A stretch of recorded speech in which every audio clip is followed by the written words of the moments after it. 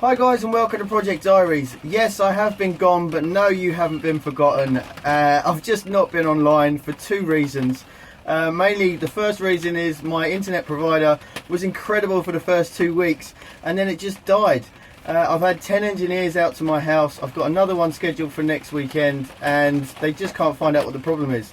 I've just not been online to reply to any of your messages or upload any of my videos, and it's just an absolute nightmare. Anyway, the second one is, I don't know if you can hear, but this is nearly the middle of July and it's the middle of summer and it's just raining. It's raining, windy. We've even had this huge storm. Now I absolutely adore storms. Whenever something like this happens, I do always get straight in my van and go storm chasing. But this kind of intensity is really rare for this country. And at one point it felt like there was 3 different storms coming from different directions that just congregated above the house. This one even sounds like a 1930s Dracula movie. Now my love for awesome lightning storms really doesn't mix well with my new passion for gardening. And unfortunately, it's almost heartbreaking to say, but it's destroyed a majority of the garden. It's really affected all of the growth this summer, and I'm heartbroken. But we're going to try and stay positive. I'm trying to muster a way of how I can. Okay, what I was going to do is I was going to give you a walkthrough. A lot of you may not have known that since I made my first video on how to build a free shed, it was going to be for my granddad, but unfortunately he suffered a stroke during the making of that shed and he's just not been able to get in the garden or get out as much in 18 months, 2 years.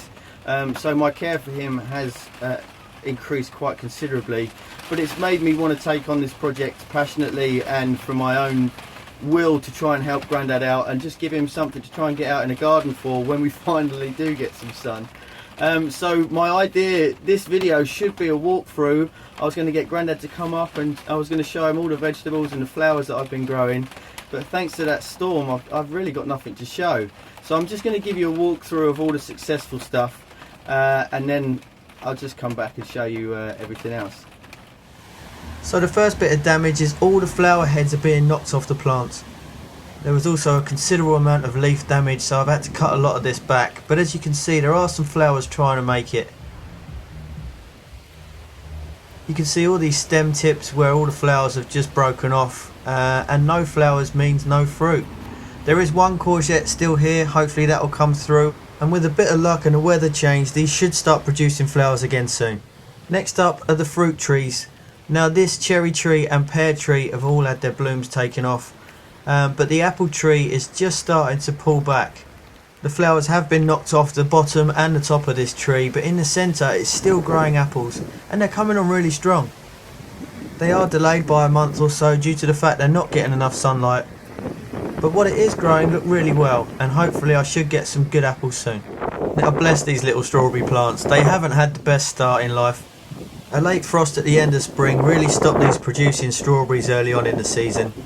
Just as they start producing fruit again we get another storm and it's really set them back. A lot of the fruit are just rotting due to the amount of damp weather, but thankfully a majority of the flowers did get pollinated, so I'm not going to give up on these yet and they should start producing more fruit. The biggest success story of this video are my tomatoes. Now if you've given tomato plants a good start, these can be a really tough plant and they can handle a lot of bad weather. I did lose a lot of flowers on these and these aren't producing as many tomatoes as they should be. They're also really behind on ripening, but they're still strong. Here are my second generation cucumber plants and it's still got a flower, so I'm really hopeful for these. My first lot of cucumber plants did get beat down by the wind and slugs, so I had to pull those out. The other big success of this year are my squash. These are huge and really going strong. Again they are delayed, but they are starting to produce flowers. My runner beans are also doing really well. Now beans and peas really don't mind the cooler wet weathers, and despite losing lots of the flowers these are still growing really well. The other great news is all of my water butts are now full up. So these are just draining off the shed roof and I haven't needed to water the garden while we keep having all this rain. Unfortunately so many of the flowers in the front garden didn't make it and the lilies and roses really didn't survive at all. The dahlias did take a huge beating, but these are really bouncing back and producing new buds. Again, all the heads on these lilies just broke off, Also the borage, the marigolds and the nasturtiums didn't survive, but I'm still so pleased that all the dahlias are really starting to bounce back. Unlike the lilies, these will produce flowers throughout the year. Oops, I nearly dropped the camera there because it's so wet out. I will be doing full updated videos on everything I've mentioned in today's video, so don't forget to subscribe. Here are some more dahlias that I've grown this year from seed. Most of them are about a month behind for producing flowers, but as you can see here, there's one head already, and they're really loving the rain.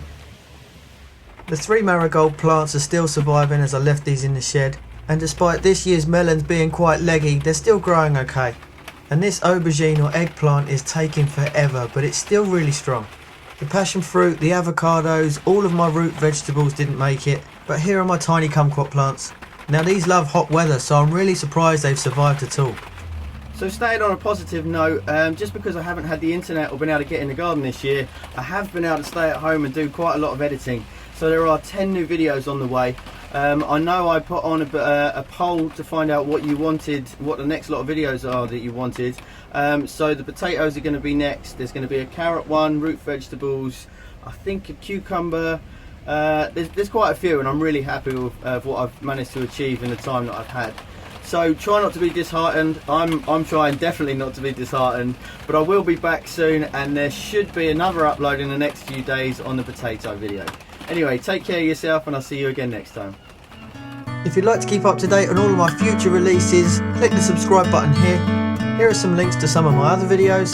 You can also check me out on any of these social media sites, and don't forget to join my Facebook gardening group where thousands of people are sharing photos and ideas daily. Thanks for watching, and I'll see you again next time.